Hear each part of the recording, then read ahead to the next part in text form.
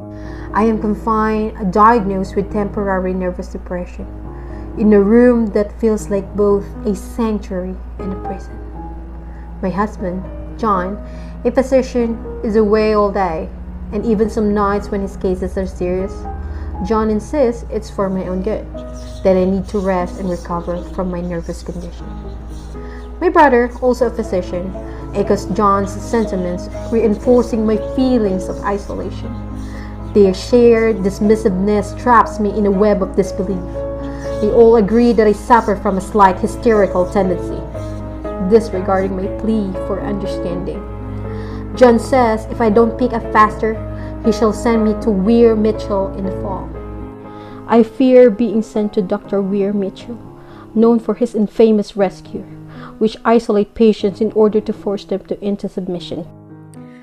Half the time now, I'm awfully lazy and lie down ever so much. John says I mustn't lose my strength.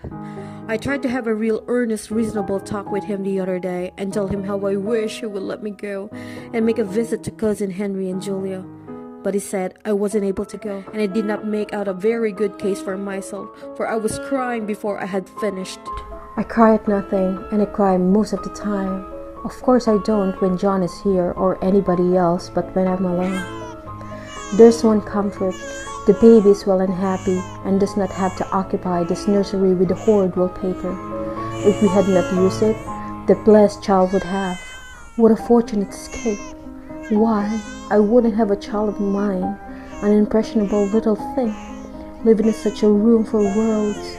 I never thought of it before, but it is lucky that John kept me here after all. I can stand so much easier than a baby, you see. It is fortunate Mary is so good with a baby, such a dear baby. We have been here 2 weeks, and I haven't felt like writing before since that Thursday, and there's nothing to hinder my writing as much as I please, save lack of strength. It is very seldom that mere ordinary people like John and myself secure ancestral halls for the summer. A colonial mansion, a hereditary estate, I would say a haunted house, and then reach the height of romantic felicity. But that would be asking too much of fate. Still, I will probably declare that there is something queer about it. There comes John's sister, such a dear girl as she is, and so careful of me. I must not let her find me writing. She's the perfect and enthusiastic housekeeper and hopes for no better profession. I verily believe she thinks it is writing which made me sick, but I can write when she is out and see her a long way off from these windows. I lie here on this great immovable bed. It is nailed down. I believe and follow that pattern about by the hour. The bared windows seem to mock my desire for freedom, and the heavy yellow wallpaper is a constant source of irritation and fascination. This paper looks to me as if it knew what a vicious influence it had. The color is repellent, almost revolting. A smoldering, unclean yellow, strangely faded by the slow turning sunlight. It is a dull, yet lurid orange in some places, a sickly sulphur thing in others. Round and round and round and round and round, it makes me dizzy. I really have discovered something at last, through watching so much at night when it changes so. I finally found out the front pattern does move, and no wonder the woman behind shakes it. Sometimes I think there are a great many women behind, and sometimes only one, and she crawls around fast and then crawling shakes it all over. Then in a very bright spot she keeps still.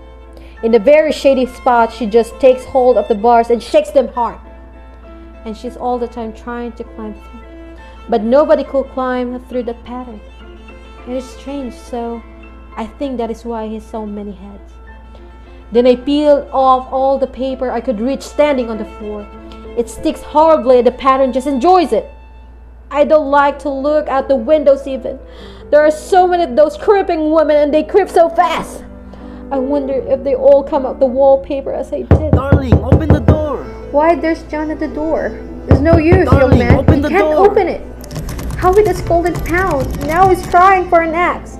It'd be a shame to break down the beautiful door. John, dear, said the gentlest voice. The key is down by the front step under the planting leaf. It silenced him for a few Darling, moments. just open the door. I can't, said I.